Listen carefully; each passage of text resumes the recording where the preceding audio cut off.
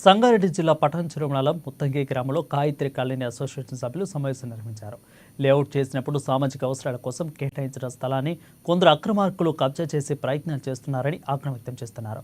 ఇక గ్రామ పంచాయతీగా ఉన్నప్పుడు అప్పటి స్థాయిలో ఈవో దయానంద్కు పటాన్చెరు ఎంపీడీఓకు జిల్లా కలెక్టర్కు పార్కు స్థలాన్ని కబ్జాకు యత్నిస్తున్న విషయాన్ని ఫిర్యాదు చేశారు.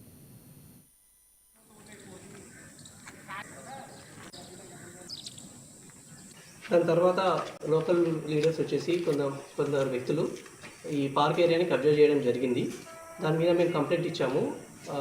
స్థానిక పంచాయతీ గారికి, ఎంపీపీ గారికి, సంగారెడ్డి కలెక్టర్ గారికి వీళ్ళందరికీ కంప్లైంట్ చేయడం జరిగింది. ఈ క్రమంలో ఎలక్షన్ జరగడం వల్ల కొంచెం స్తబ్దంగా ఉంది. దాని తర్వాత మళ్ళీ ఇప్పుడు నిన్న బుధవారం వచ్చేసి బోర్డు పెట్టడం జరిగింది. వాళ్ళ కోర్టు పరిధిలో ఉంది ఈ కేసు అనేది, మాది ల్యాండ్ అని చెప్పేసి వాళ్ళు బోర్డు పెట్టడం జరిగింది. ఇక్కడ ఉన్న 100 కుటుంబాలు ఈ పార్కును ఆధారం చేసుకొని మేము ప్లాట్ తీసుకోవడం జరిగింది.